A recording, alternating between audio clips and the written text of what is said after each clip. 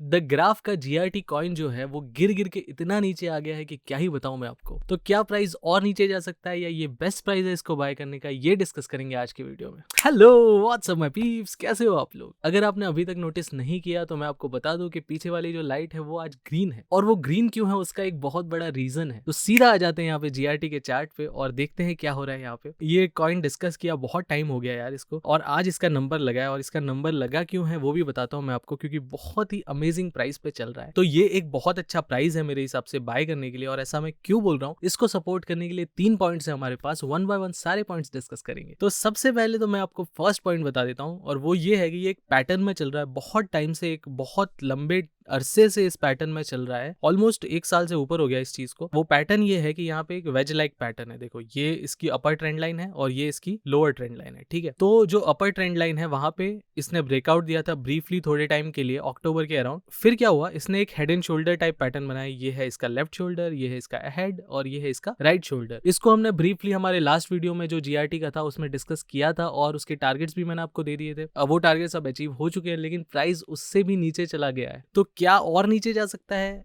ये तो मैंने पॉसिबिलिटी रखी नहीं यहाँ पे। क्यों नहीं रखी उसके रीजंस बता देता हूँ। पहला रीजन तो यही है कि हमारा जो वेज है उसका लोअर ट्रेंड लाइन में सपोर्ट ले रहा है बार बार, ठीक है। तो ये एक बहुत स्ट्रॉन्ग सपोर्ट है, लॉन्ग टर्म सपोर्ट है। और दूसरी जो चीज है वो ये है कि मैंने यहाँ पे फिबोनाची लेवल ड्रॉ किए हैं। यहाँ से अपना जो ऑल टाइम हाई था उधर तक मैंने फिबोनाची लेवल्स ड्रॉ किए हैं, और उसका एक लेवल आता है 1.272 लेवल, वो आता है इसी मार्क पे $0.29 के आसपास। तो ये मेरा दूसरा पॉइंट है यहाँ पे इस चीज को सपोर्ट करने के लिए, कि यहाँ पे एक बहुत स्ट्रॉन्ग सपोर्ट है और प्राइस यहाँ से ऊपर जाना चाहिए। और तीसरा पॉइंट क्या है, तीसरा पॉइंट देखो यहाँ पे लॉन्ग टर्म अगर आप देखो तो यहीं पे इसी के आसपास ही इसने सपोर्ट लिया था। ये थोड़ा सा नीचे जरूर है, अगेन $0.27 के आसपास है, लेकिन ऑलमोस्ट मोटा मोटा है, ठीक है। 1-2 रुपए के लिए इतना नहीं करते, सपोर्ट है, इतना प्रूव हो गया। अब बात ये आती है कि क्या प्राइस इससे नीचे भी जा सकता है। जा तो सकता है भाई, अगर बियर साइकिल स्टार्ट हो जाए ऑब्वियसली, लेकिन उसके चांसेस बहुत कम है। अनलेस बिटकॉइन की वैल्यू बहुत नीचे चली जाए तो ही जा सकता है, वरना ये बहुत स्ट्रॉन्ग सपोर्ट की तरह एक्ट कर सकता है। तो अभी के लिए हम वो पॉसिबिलिटी नहीं देख रहे जब तक $0.27 का मार्क तोड़ता नहीं है क्लोजिंग बेसिस पे, डेली लेवल पे, ठीक है। इनफैक्ट मैं आपको ये सजेस्ट करूंगा कि वीकली बेसिस पे देखो, वीकली बेसिस पे क्लोज नहीं होता है जब तक उससे नीचे, तब तक मुझे ये नहीं लगता कि एक बड़ा मूव नीचे की तरफ आ सकता है, ठीक है। लेकिन ना मेरे लिए एक छोटा सा पॉइंट है जो मुझे कंसर्न कर रहा है, वो भी मैं आपको बता देता हूँ। और वो पॉइंट ये है कि यहाँ पे ना वॉल्यूम प्रोफाइल इंडिकेटर है, उसका एक पॉइंट ऑफ कंट्रोल है। ये वैल्यूज जो ले रहा है, हमने इतना ही टाइम फ्रेम कंसिडर किया इसको, तो यहाँ पे इतने टाइम प्राइस रहा भी नहीं है, फिर भी यहाँ पे एक है वैल्यू। तो इसका मतलब या तो ये है कि लोगों ने अभी यहाँ पे सेल किया है। इसकी पॉसिबिलिटी हो सकती है, इसलिए हो सकती है क्योंकि हमारा जो हेड एंड शोल्डर पैटर्न था उसका टारगेट हिट होके नीचे आ गया। तो एक स्लाइड पॉसिबिलिटी ये जरूर बन सकती है कि लोगों ने यहाँ पे सेलिंग किया है, और स्टॉप लॉस कहाँ लगाया होगा, ऑलमोस्ट $0.4 के आसपास स्टॉप लॉस लगाया होगा, और सेल किया होगा ऑलमोस्ट $0.37 के आसपास। ये एक पॉसिबिलिटी है जो मैंने सोचा आपके साथ डिस्कस कर लूं। लेकिन इसके अलावा चार्ट में सारी चीजें पॉजिटिव है। और क्या पॉजिटिव चीजें ये भी बता देता हूँ। तो अगर हम मैकडी पे आ जाते हैं तो मैकडी भैया एक मस्त कहानी कह रहे हैं, बहुत पॉजिटिव कहानी कह रहे हैं, और ये कहानी आजकल बहुत सारे ऑल्ट कॉइन्स की है, सेम कहानी। लेकिन क्या करे, कहानियां तो आजकल कॉपी हो जाती है बॉलीवुड टॉलीवुड हर जगह से, तो इसका कुछ नहीं कर सकते। लेकिन ये कहानी ये है मैकडी की कि देखो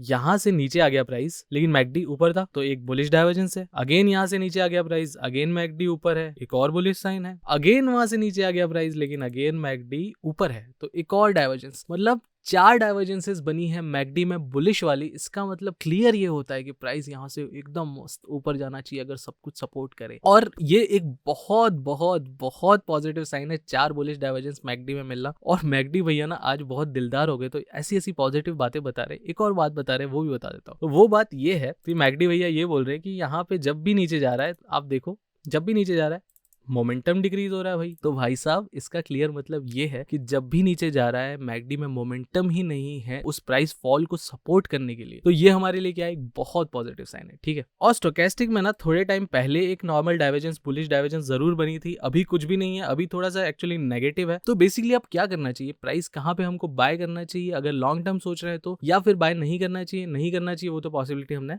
हटा दी। बाय कहाँ करना चाहिए वो मैं बता देता हूँ। देखो सबसे पहले तो यहाँ पे ये लेवल लेवल है $0.27 से लेके अभी जो करंट प्राइस चल रहा है ये भी बहुत अच्छा $0.33। मेरे हिसाब से एक बहुत स्ट्रॉन्ग एक्यूमुलेशन जोन हो सकता है। ये नेगेटिव कुछ नहीं दिख रहा है इस चार्ट पे, अगर मैं ऑनेस्टली बताऊं तो आपको कुछ खास मेजर नेगेटिव नहीं दिख रहा। लेकिन अब एक मुद्दे की बात ये आती है कि कब ये अपना लो लगाएगा, तो उसके लिए भी मेरे पास जवाब है यार। आपके भाई के पास सारे जवाब होते हैं आजकल।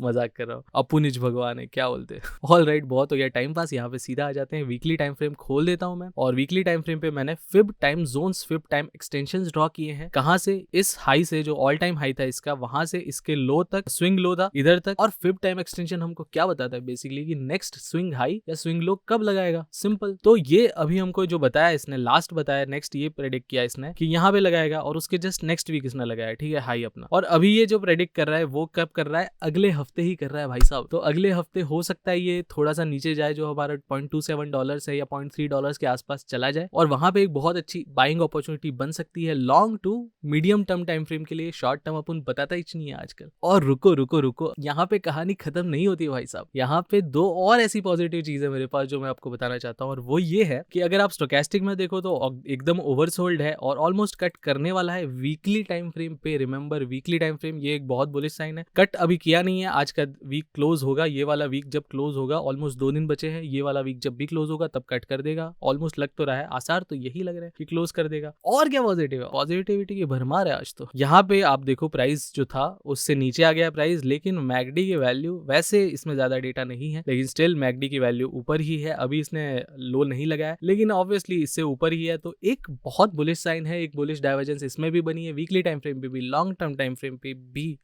हाँ, लॉन्ग टर्म टाइम फ्रेम पे भी बनी है। तो ऑल इन ऑल इतनी सारी पॉजिटिविटी है यहाँ पे, इसके चार्ट पे बहुत ज्यादा नजर आ रही है पॉजिटिविटी। लेकिन दो नेगेटिव चीजें हैं। एक के बारे में आपको ऑलरेडी बता चुका हूँ कि पॉइंट ऑफ कंट्रोल है जो डेली टाइम फ्रेम पे वॉल्यूम प्रोफाइल इंडिकेटर का, वो एक छोटा सा चिन्नू सा चिंता का विषय है। और एक और चिंता का विषय है, वो भी बता देता हूँ। वो ये है कि यहाँ पे अगर वीकली टाइम फ्रेम पे आप देखो तो जब भी नीचे जा रहा है ना, तो एक ऐसी विक्स फॉर्म कर रहा है, बड़ी बड़ी अच्छी अच्छी। तो इसका मतलब क्या होता है कि एक सेलिंग प्रेशर आ रहा है, जब भी प्राइस ऊपर जा रहा है उसको सपोर्ट नहीं कर रहा है, सेलर्स एक्टिव हो रहे हैं जब भी ऊपर जा रहा है तब। तो ये एक छोटा सा मेरे लिए एक चिंता का विषय है यार, वीकली टाइम फ्रेम में, बड़े टाइम फ्रेम पे ऐसा हो रहा है। हालांकि इसकी हिस्ट्री में ऐसा होता नहीं है, लेकिन एक कॉइन है जिसमें हमेशा बड़ी बड़ी विक्स बनती है, वो मैंने इस चैनल पे डिस्कस किया है काफी बार, और उस कॉइन को आप लोगों ने बहुत गालियां भी दी है कि स्कैम कॉइन है, ये है वो है। अगर आप गेस कर सकते हो तो आप बता देना मुझे कमेंट में। अच्छा, एक हिंट दे देता हूँ, कोई एक्सचेंज की बात कर रहा हूँ मैं, उसका कॉइन है, उसमें हमेशा बड़ी बड़ी सेलिंग प्रेशर आता है और विक्स फॉर्म होती है वीकली टाइम फ्रेम पे भी। ऑल राइट, वापस आ जाते हैं जीआरटी की बात पे। तो जीआरटी में अभी बहुत पॉजिटिव साइंस है, बहुत ज्यादा है। पर्सनली मैं खुद इसमें इन्वेस्ट करूंगा लॉन्ग टर्म के लिए। अगेन लॉन्ग टर्म और मीडियम टर्म की ही बात कर रहा हूँ यहाँ पे। शॉर्ट टर्म में प्राइस थोड़ा बहुत ऊपर नीचे हो सकता है क्योंकि न्यूज भी इतनी आती जा रही है आजकल तो रशिया यूक्रेन की। बट ऑल इन ऑल मोटा मोटा मुझे ये अच्छा लेवल लग रहा है बाय करने का, तो मैंने सोचा आपके साथ शेयर कर डालूं। कल का वीडियो बहुत स्पेशल होने वाला है तो उसको जरूर देखना। इनफैक्ट आने वाले 3-4 वीडियोस बहुत स्पेशल है क्योंकि मैं जा रहा हूँ घूमने, पहले से बना के जाऊंगा, तो प्राइस एनालिसिस नहीं है, लेकिन क्या है वो आप कल देखना। चलो आज के लिए इतना ही, कल मिलता है, साइनिंग ऑफ।